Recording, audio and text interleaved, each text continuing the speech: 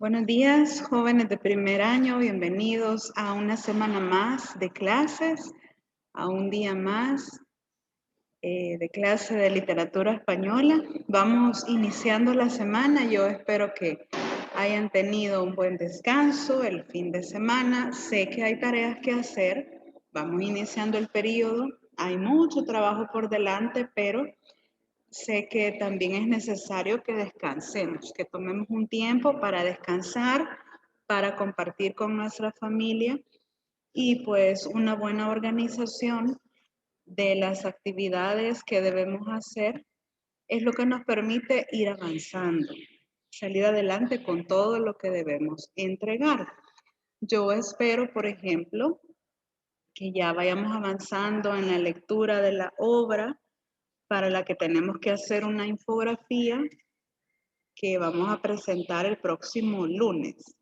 Recuerde, el próximo lunes no vamos a desarrollar un contenido, sino que vamos a presentar y a exponer nuestras infografías. Recuerde también que los 6 equipos deben estar listos y que cada miembro de ese equipo debe tener su infografía. Si hay jóvenes que ese lunes les corresponde venir y así lo han decidido y asisten de forma presencial, recuerde traer su infografía en una memoria para no tener ningún problema. Acá la conectamos y podemos presentarla para que sus compañeros vean y escuchen su exposición. No hay ningún problema. Y pues los que están en la casa, de igual forma. Vamos a habilitarles que puedan compartir pantalla para que puedan realizar su exposición sin ningún problema. El día de ahora vamos a dejar los últimos minutos de la clase para continuar trabajando en esa infografía. Si no ha terminado la lectura, pues la termina y si ya la ha finalizado, puede comenzar a diseñar o a proponer para su equipo cuál sería el modelo de la infografía que van a utilizar y así poder estar listos el próximo lunes. Aquí está la guía de esta semana. Gracias porque todos siguen las indicaciones al pie de la letra. Muchas gracias. Y el contenido para esta semana que vamos a iniciarlo es el primero de la unidad y del periodo. Es el siglo de oro español, el barroco, una breve introducción a este periodo de tiempo. Pero antes debemos hablar un poco sobre inteligencia emocional. Ahí le he compartido una pequeña definición de qué es la inteligencia emocional que encontré y dice que es la capacidad que tenemos todas las personas de conocer mis propias emociones y las emociones de los demás, porque es importante saber, en primer lugar, cómo me siento yo para poder reaccionar, para poder manejar las situaciones y también es muy importante saber, tratar de comprender las emociones de las otras personas. ¿Por qué? Porque aquí encontré esta ilustración que me pareció muy adecuada, muy bonita y muy eh, fácil de comprender, creo yo. ¿Qué es la inteligencia emocional? Y ahí podemos ver un corazoncito, ¿verdad? Que está queriendo sostener al cerebro. Si se fija, el cerebro se ha soltado del trapecio y el corazón está listo a, a recibirlo. Quiere decir que es importante, por supuesto, la parte intelectual, pero no debemos permitir que eso nos mine de tal manera que nuestros sentimientos y nuestras emociones en algún momento lleguen a ser nulas, porque no es de mucho provecho una persona muy inteligente, muy capaz, pero por ejemplo que no sabe relacionarse con otras personas. que no sabe compartir, que no es empático, que no puede comunicarse. Entonces es necesario tener un equilibrio entre ambas cosas. Por un lado, lo intelectual, pero por otro lado, lo emocional, lo sentimental, las relaciones con otras personas. Los seres humanos somos seres sociables por naturaleza. Siempre necesitamos, por ejemplo, comunicarnos con otras personas. Pero ¿qué sucede cuando ya hemos visto este tema anteriormente? Si yo quiero comunicarme con alguien, pero no lo hago de una forma asertiva, lo más seguro es que vamos a tener un conflicto. ¿Y cómo vamos a poder resolverlo si yo no tengo una inteligencia emocional? Si yo no puedo reconocer cuando estoy enojada, cuando estoy triste, cuando tengo ira, por ejemplo, porque son sentimientos que todos tenemos y que debemos aprender, primero, a identificarlos y segundo, a manejarlos. Creo que todos hemos visto esa película que habla sobre la inteligencia emocional, que se me ha olvidado el nombre, pero todos la hemos visto. Si alguien se acuerda del nombre, dígame, porque no me acuerdo. Y que creo que son 5 las emociones que aparecen ahí, cada una de distinto color. Y al final, Señor, hola, la de intensamente creo que dice usted. es exacto, gracias. No me acordaba, estaba tratando de acordarme, pero se me bloqueó la mente, gracias. Intensamente, exacto. Creo que todos la hemos visto, ¿verdad? Y que al final reconocemos y analizamos que todas las emociones son importantes, aún las que a veces nosotros catalogamos de negativas, como por ejemplo la tristeza. Es necesaria, es como un equilibrio también en nuestras emociones y en nuestros sentimientos. El detalle está en saber equilibrar y no dejarnos llevar por ninguna de ellas. Ninguna debe predominar, ¿verdad? Sino que debemos buscar siempre un equilibrio. Así que le dejo esa imagen, acuérdese, ¿verdad? El corazoncito siempre debe estar de la mano con el cerebro, ambas cosas, intelectual y sentimental o emocional. Gracias por recordarme el nombre de la película. Y aquí comenzamos el desarrollo del contenido para esta primera jornada de clases y tenemos unidad 3, el siglo de oro español, el barroco. En ese pequeño esquemita estamos marcando 3 acontecimientos o 3 factores sociales, económicos, y políticos que marcan el siglo XVII en España. Recuerde que el siglo de oro está conformado por 2 siglos, 2 movimientos literarios.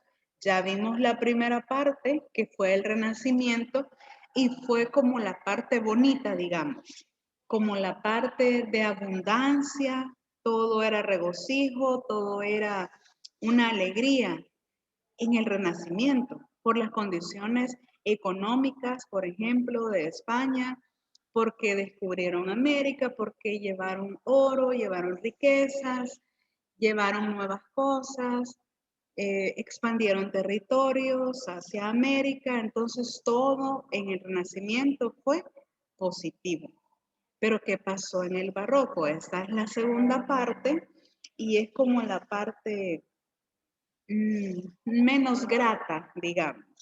El Renacimiento fue la parte positiva, el Barroco fue la parte hasta cierto punto negativa. ¿Por qué? Por esas 3 ideas que les estoy presentando ahí.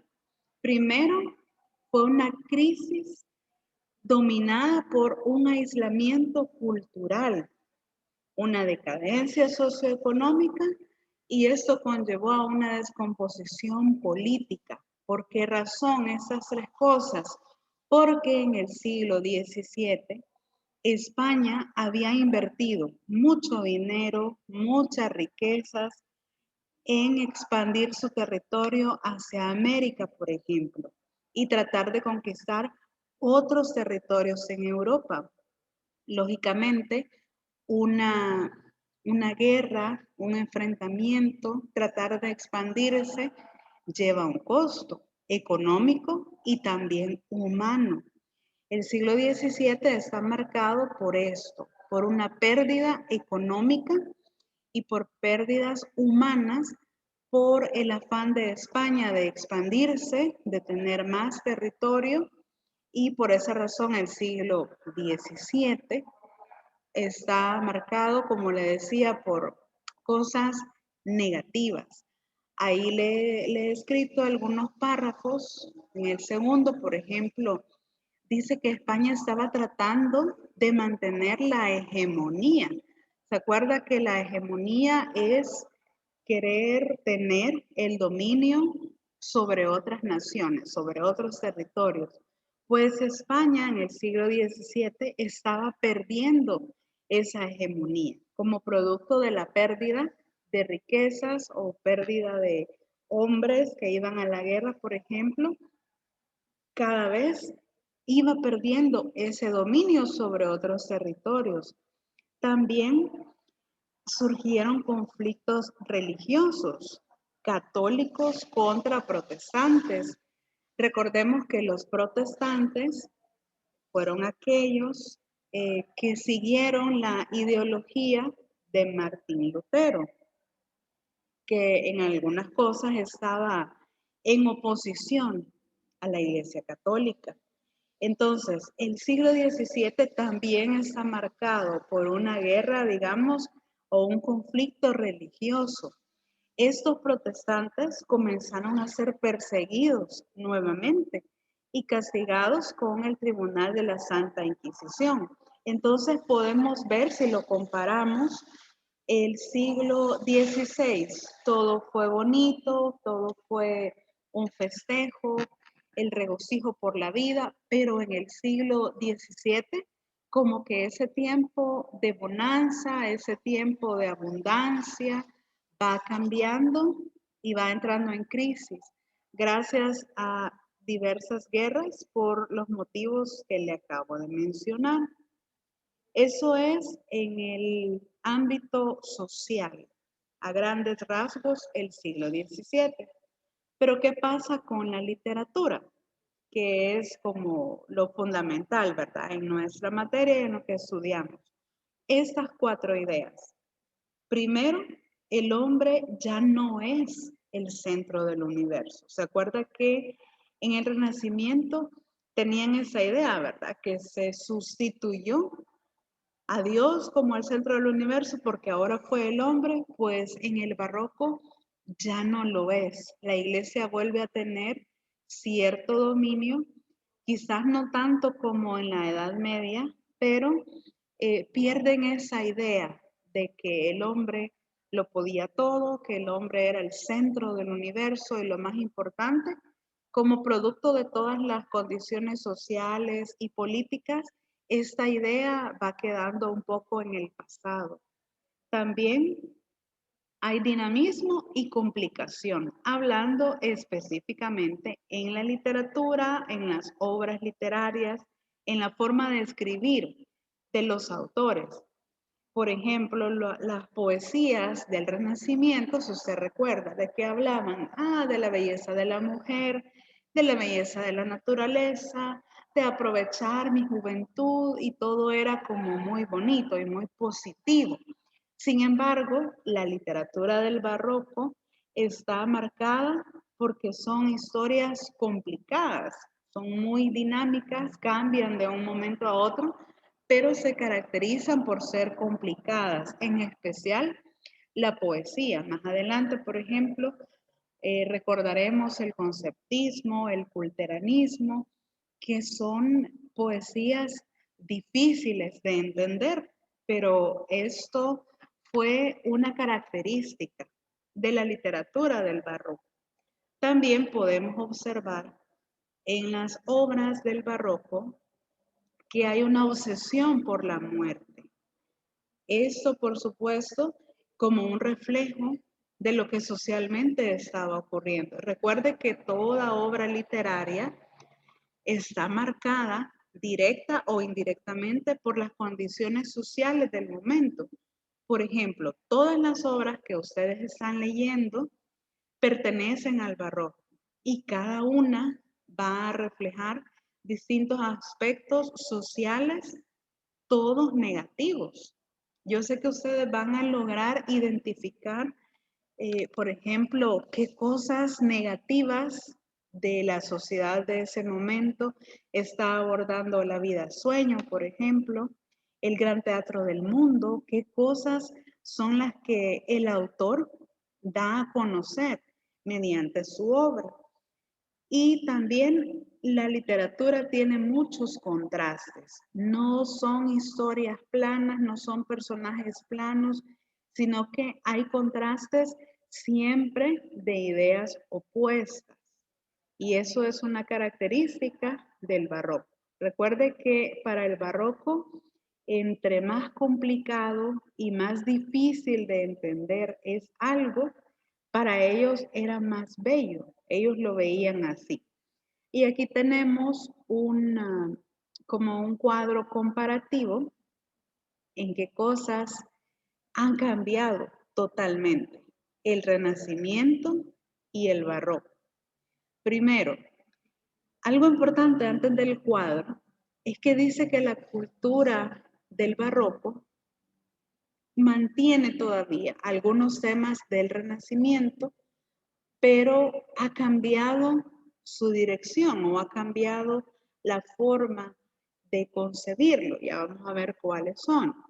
Por ejemplo, el Renacimiento fue totalmente optimista, pero viene la idea del barroco y dice, no, ahora todo es pesimismo.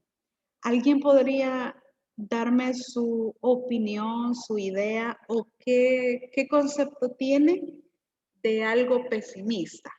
¿Qué es ser pesimista? A veces utilizamos esta palabra como un adjetivo para alguna persona. Ay, que fulanito es bien pesimista. ¿Qué quiere decir? ¿Cómo es esa persona?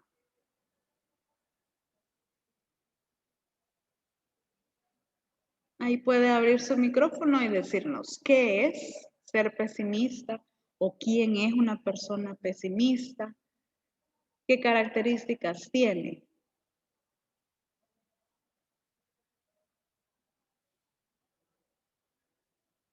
Vamos a ver, vamos a pedir ayuda, así directa, para que nos ayuden a decir quién es una persona pesimista. Por ejemplo, Dayana Giselle Martínez. ¿Qué diría usted? ¿Quién es una persona pesimista? O pueden escribirlo en el chat también, si no pueden hablar, ahí me pueden escribir. Una persona pesimista es tal.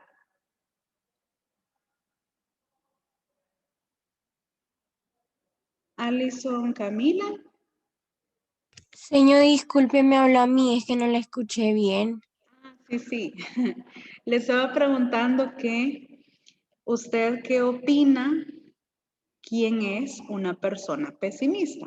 ¿Cómo es una persona pesimista? Una persona pesimista es alguien que ve todo malo a cada momento. Como por ejemplo, si pasa algo en algún momento, por ejemplo, quizás, digamos un grupo de una exposición, hay y sale quizás un detallito mal, ella ya se pone como, esa persona se pone como a pelear, que porque no lo hicieron bien, y etcétera, etcétera, etcétera. ¿Me doy a entender? Sí, perfecto. Muchas gracias, Dayana.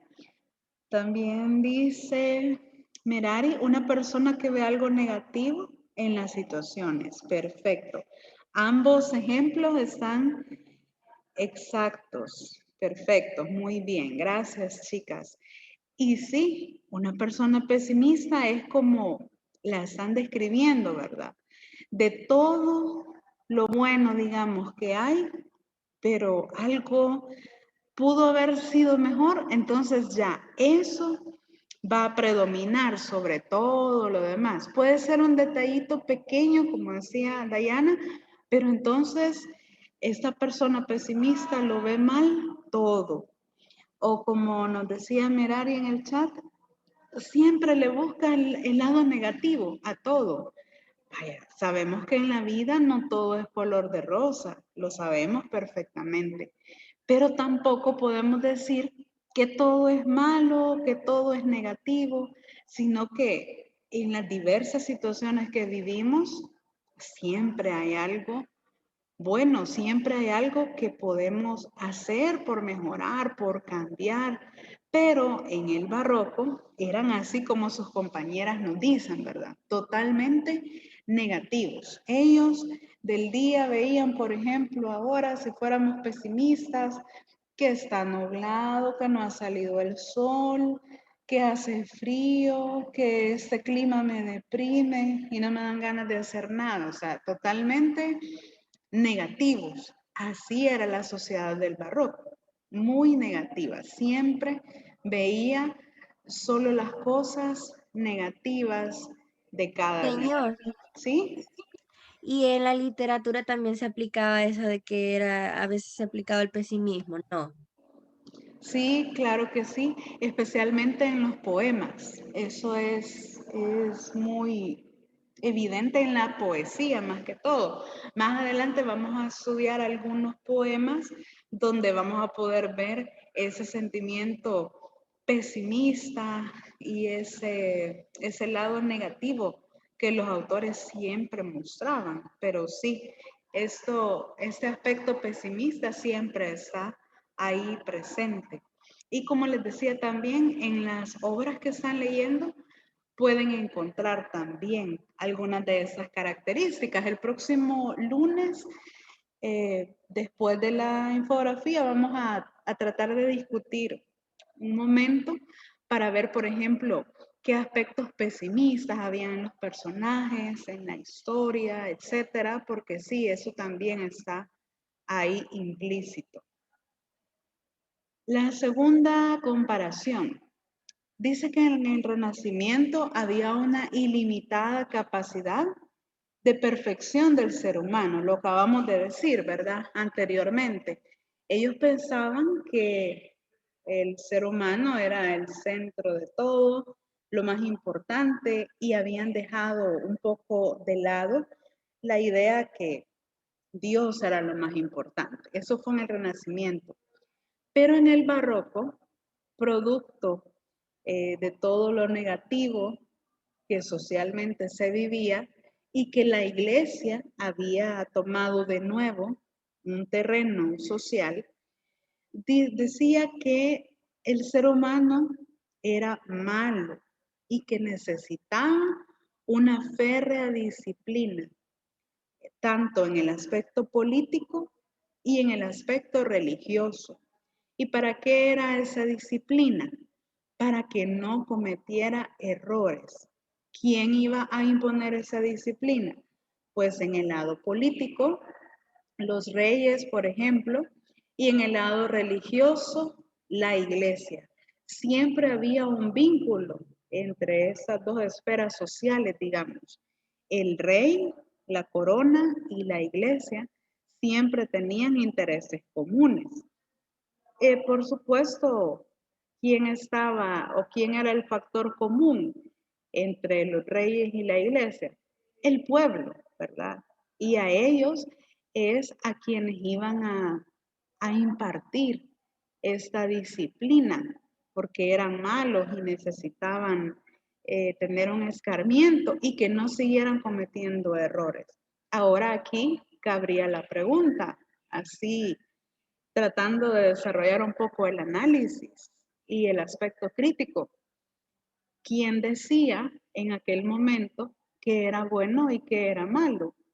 Porque si la iglesia y los reyes aplicaban esta disciplina, pero ¿quién los disciplinaba a ellos?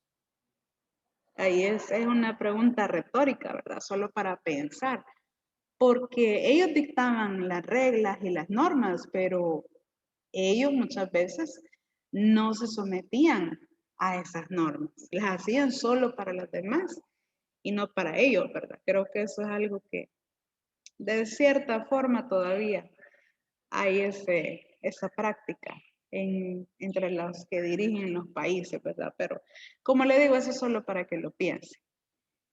Tercera comparación, el Renacimiento tuvo una visión equilibrada y armoniosa del mundo. Todo era bonito, todo era paz, todo era armonía, pero en el barroco, ¿qué sucede? Hacen un hincapié o señalan, exaltan el lado deforme y el lado grotesco de la realidad. ¿Quién tiene una idea de qué significa la palabra grotesco? ¿Quién nos ayuda a decir una idea de qué es algo grotesco? Tal vez Jesús Ignacio nos puede decir su idea, qué es algo grotesco. Podría ser como de mal gusto, porque a veces dicen, bueno, en ese tiempo se usaba bastante la palabra grotesco como, por así decirlo, tu vestimenta es muy grotesca. Ujú. Sí, Yo creo que es como algo desagradable, ajá, como dice.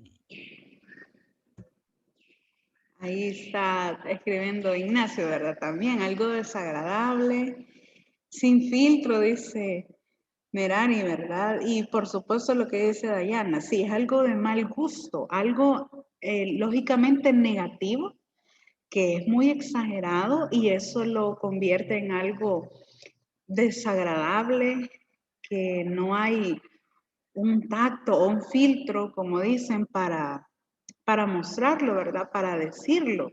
Entonces, en el barroco, esa era una característica. Hacían hincapié, o sea, señalaban el lado peor de la sociedad, las actitudes más desagradables de las personas se daban a conocer en el barroco. Y volvemos al ejemplo.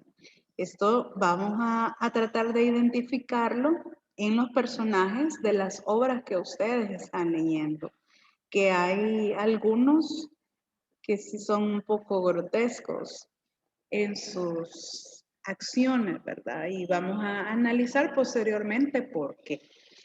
Y la última comparación dice que hay un goce naturalista de la vida en el Renacimiento, pero en el Barroco se difunde la idea de la fugacidad de la vida y la inestabilidad de los bienes mundanos.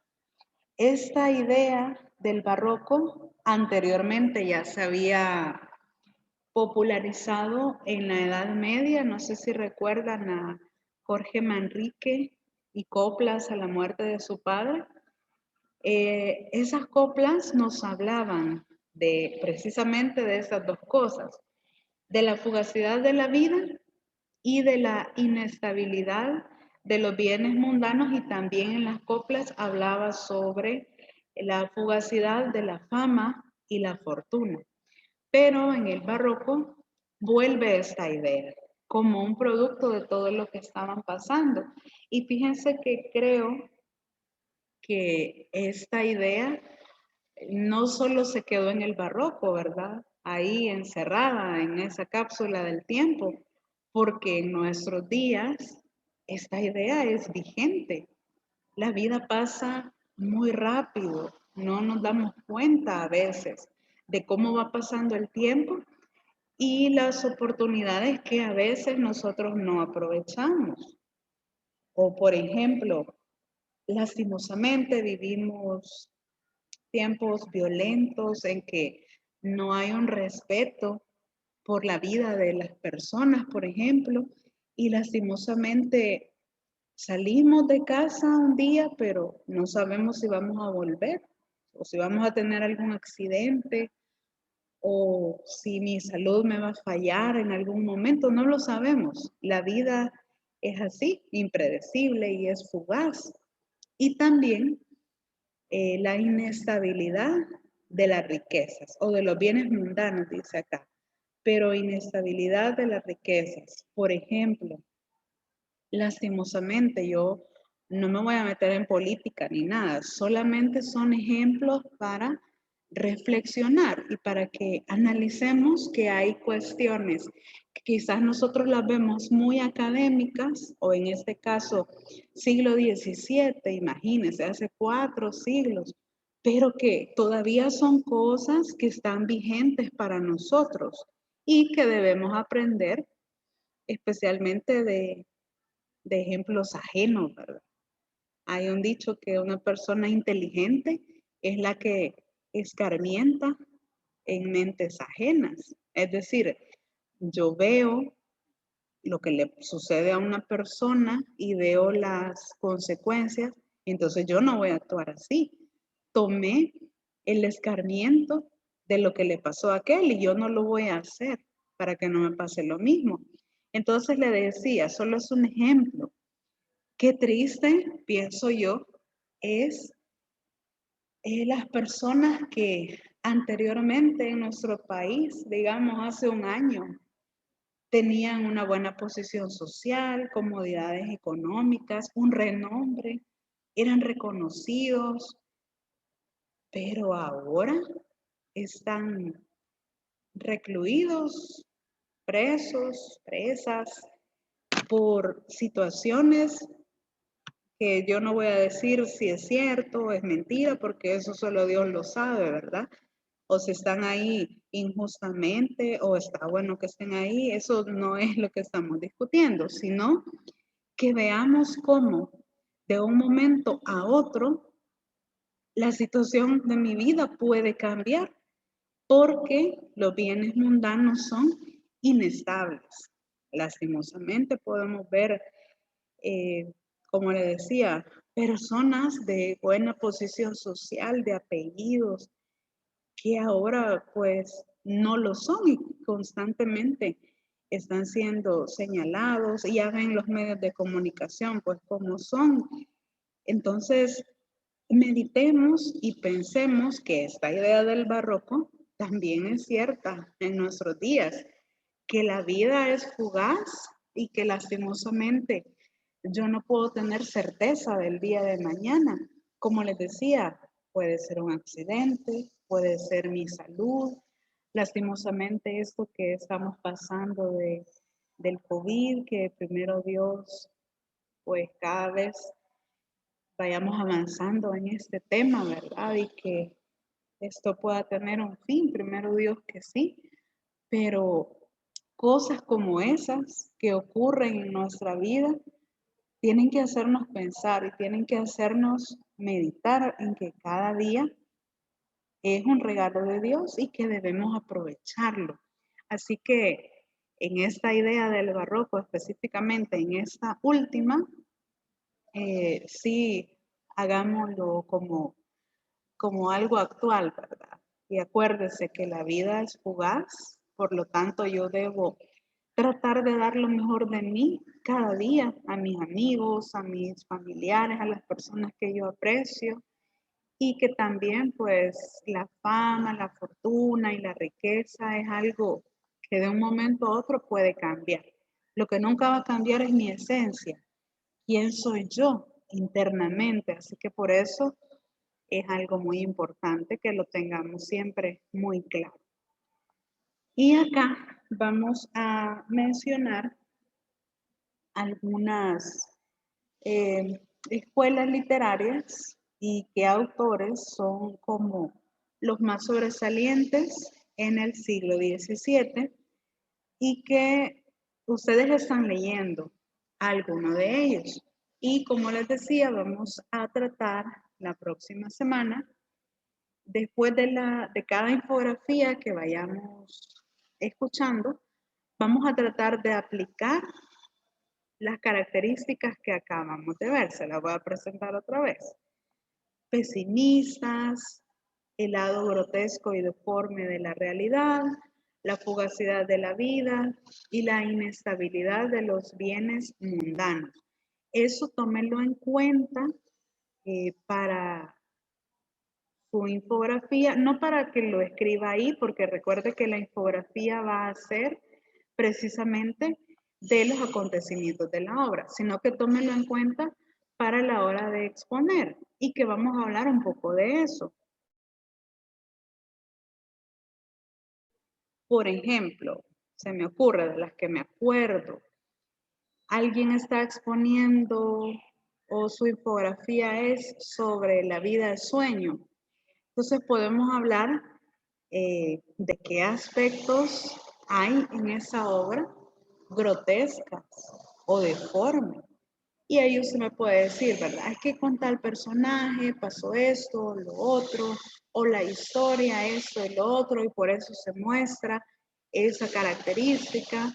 Entonces tenga presente estas 4 cositas del barroco para que podamos discutirlas de las exposiciones de sus infografías.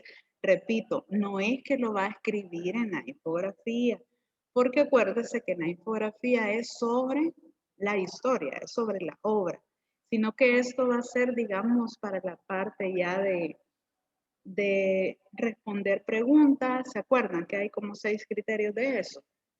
Entonces, algo de esas preguntas van a surgir de estas características del barroco. Recuerde también que usted puede tener ahí esos apuntes, no hay ningún problema en ese aspecto.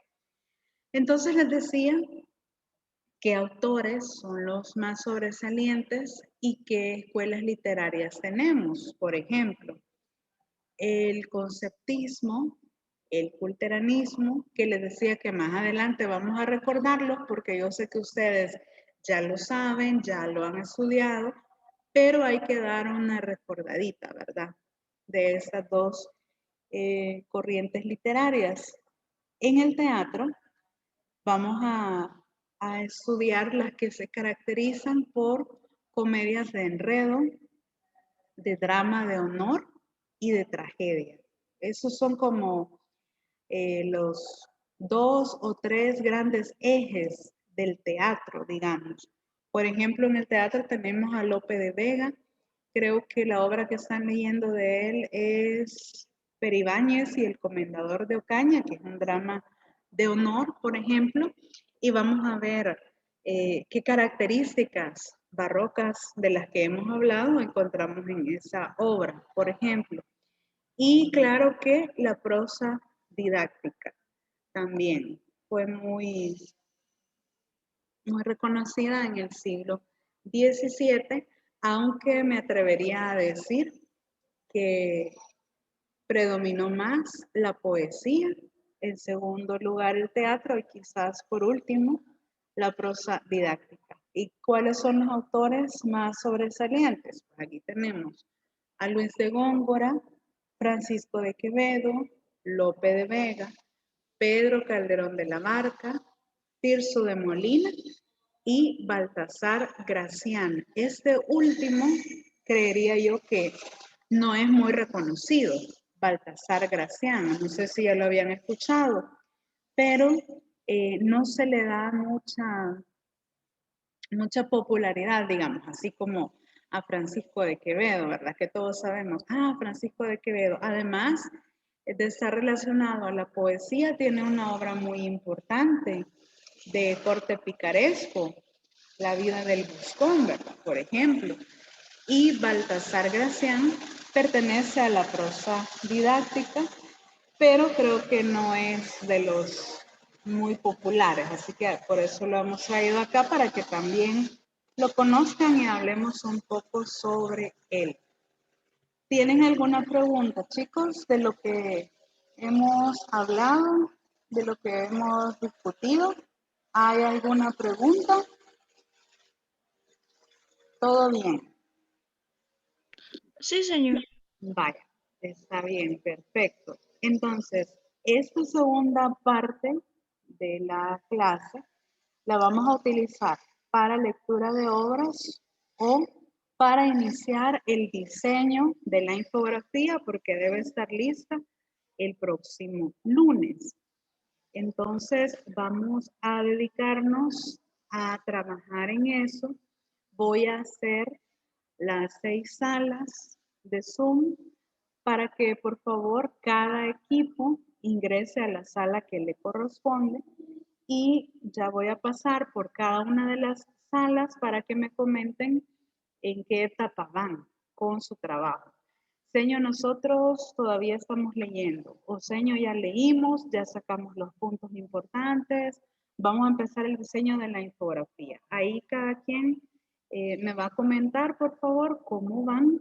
Así que voy a proceder a hacer las salas de Zoom. Usted acuérdese, por favor, qué equipo es e ingrese a la sala que le corresponde. ¿Estamos claros lo que sigue en esta segunda parte? ¿Sí? Bueno, entonces voy a hacer las salas de Zoom en este momento. Permítanme.